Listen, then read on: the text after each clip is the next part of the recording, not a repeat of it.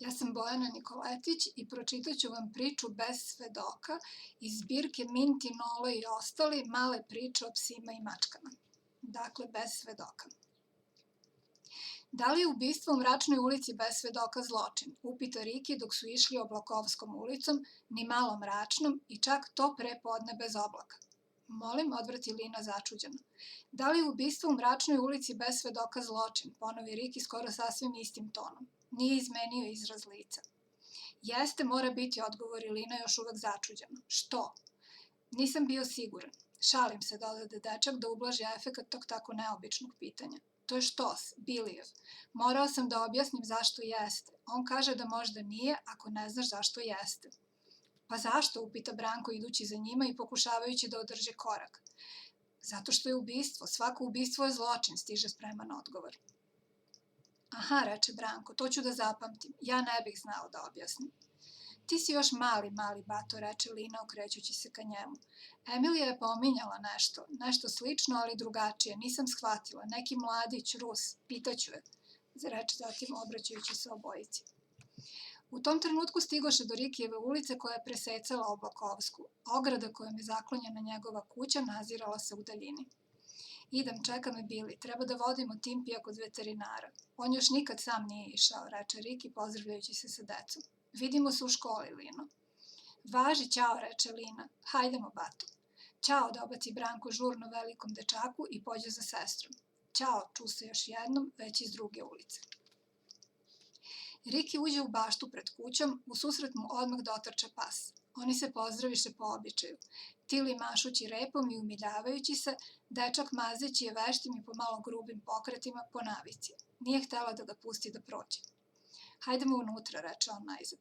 U kući ga dočeka nered, porušene i razbacane stvari. Šta je ovo, Tili, upita dečak ozbiljno. Keruša se u tren oka sakri ispod stola u predsoblju. Dugačak stolnjak dopirao je do poda, nije joj se video ni rep. Mama, Dado, pozva Riki čudeći se što nikoga nema. Njegov glas se gubio u praznini. On zatim pođe u kuhinju. Tili ostade gde je bila. U kuhinji dečak zateče majku za stolom sa šoljom kafe i punom pepeljarom. U ruci je držala zapaljenu cigaretu i gledala kroz prozor mutnim očima sa tamnim podočnjacima. Šta se desilo, upita Riki s vrata. Gde je Dada? Nema je, odgovori Nela sumorno i ona bez pozdrava. Ne znam kad je izašla iz kuće. Sinoć sam zaspala oko ponoći. Jutros je nije bilo. Javila se telefonom iz grada da će ostati još malo, oko 10. Onda sam je zvala nekoliko puta, ali sam svaki put dobila informaciju da mobilni pretplatnik trenutno nije dostupan. Da poludi čovek. A onaj nered u predsoblju, upita Riki. Mislio sam, ništa, to je Tili. Odletela je lopta, a ona za njom. Nisam stigla da sklonim. Pa nisi mi ništa rekla jutros, reče on malo razočarano. A šta da ti kažem kad ideš u školu? Nisam htela da te uznemirim, odgovori njegova majka umirujućim tonom. Aha, reče Riki, pa šta ćemo sad, da zovemo Bilija?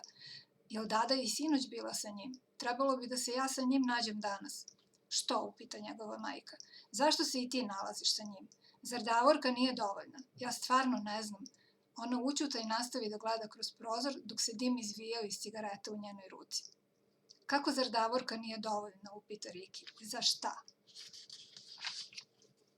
Ništa, pusti me, molim te, toliko sam iznervirana. U to se s polja začu zvuk otvaranja i zatvaranja kapije na baštenskoj ogradi. Zatim lom iz predsoblja i trk psećih nogu po kamenom podu. Zatim radosni lavež i umirujući devojački glas. Ah, najzad, uzviknu majka i ustade gasići cigaretu. Da, uzviknu i Riki i pojuri napolje za psom. Hej, zdravo, uzviknu kad vide devojku. Pa gde si ti? Mama se brinula. Zdravo, odgovori devojka ljubazno. Evo me, zašto, dodade malo uvređeno. Ne znam, kaže da te nema, ne zna gde si. Gde si bila, jel s Bilijem?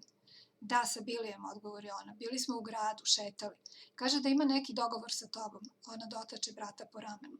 Da, treba da volimo Timpija kod veterinara. Popodne, dodade, zagledajući Davorku, kao da bi mogao videti nešto po čemu bi shvatio njeno neobično jutrošnje ponašanje, toliko neobično da njegova majka ne može da se smiri.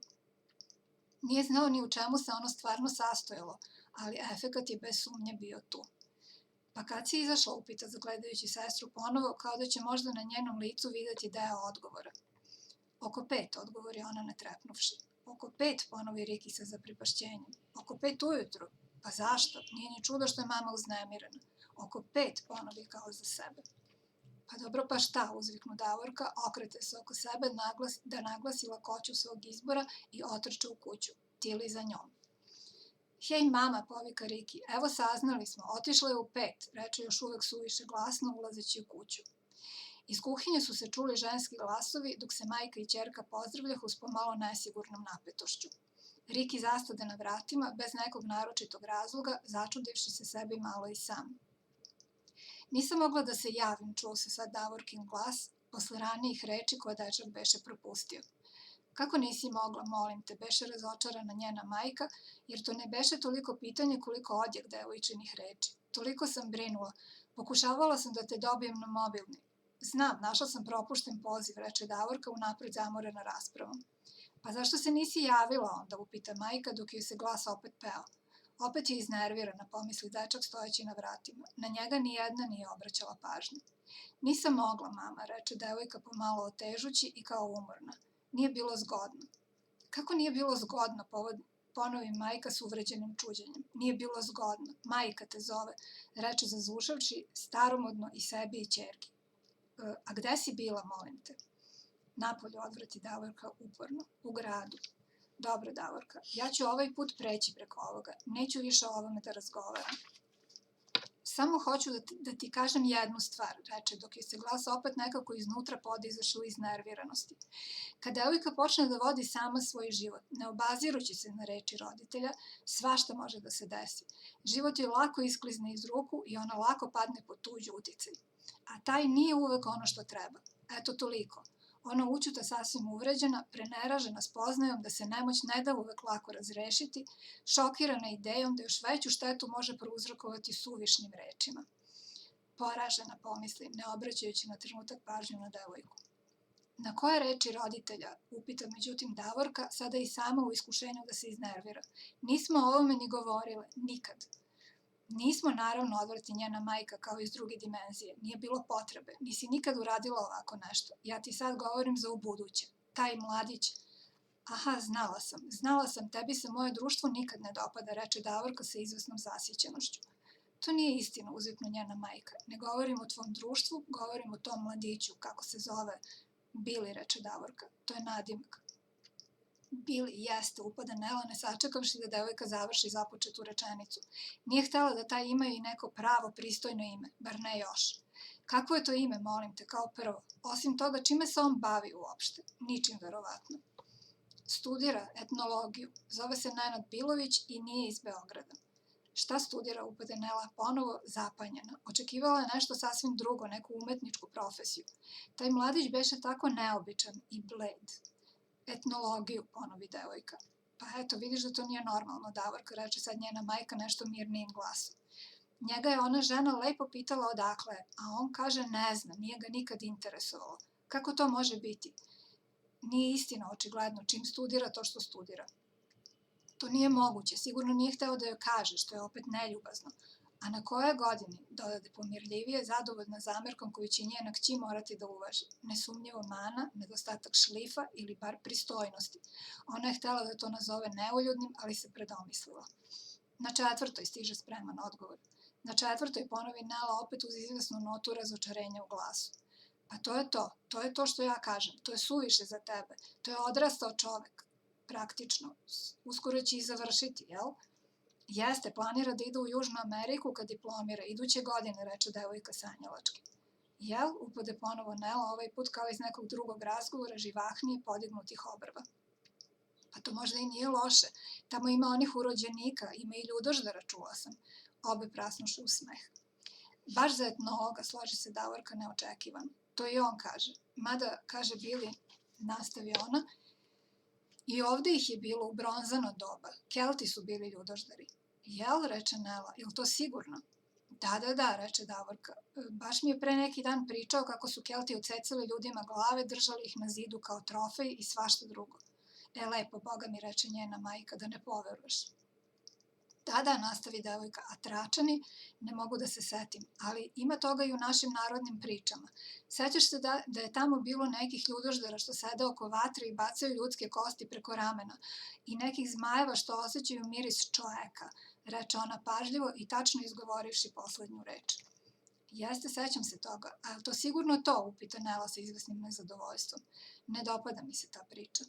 Pa ne znam, nisam uspela baš sve da shvatim, ali on tako lepo priča. Ona ostavi tu misao nedovršenu i okreta se da pođe. Idem gore, neću danas više izlaziti. Moram da učim geografiju, dodade. Neću danas da ručam, držim dijetu.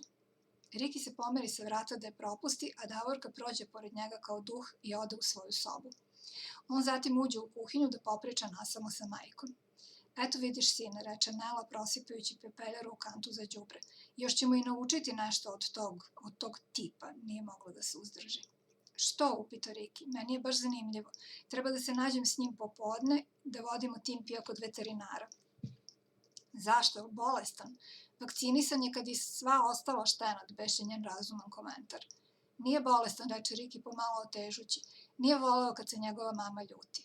Bili je hteo da mu urade test na gliste, za svaki slučaj. Kaže, njuška svašta napolju, ne bih hteo da ima psa sa glistama. Ja mu kažem, dobro, reče Nela nestrpljivo, ne mogu to da slušam. Izvini, dodade na iznenađen pogled svoga dečaka. Ali ja tog mladića jednostavno ne mogu da podnesem. U njemu ima nešto, ona tu prekide rečenicu ne mogavši da nađe reči kojima bi opisala ono što u tom tipu ona vidi. Nije važno. Ja idem onda, reče Riki preturajući po džepovima. Evo, zapisao sam nešto, voleo bih da pročitaš da mi kažeš šta bi ti rekla. Ja sam već rekao šta ja mislim. Kome, šta je to, upita njegova majka. Biliju. On me pitao nešto pa smo malo pričali. Evo, zapisao sam, baš je zanimljivo. Idem. Zdravo. I on istrče iz kuće. Hej, kad se vraćaš, viknu Nela za njim kroz otvoren prozor, protivno svom običaju. Nisi ništa pojeo, dodade tiše. Oko 5 stiže odgovor sa druge prednje strane kuće. Ona se vrati i sede za sto ponovo sama. Otvori cedulju koju dečak beše tu ostavio i pročita pitanje uredno ispisano poznatim rukopisom. Da li je ubistvo u mračnoj ulici bez svedoka zločin? Bože, izusti s nevericom i pruži ruku da potraži cigarete. Nije ih bilo. Tili u tom trenutku uđe nečujno u kuhinju, priđe i položi joj glavu u krilo. Nela spusti ruku na toplo meko krzno. Spusti zatim i pogled i susrete se s parom sjajnih smeđih očiju. Kuca poče da maše repom.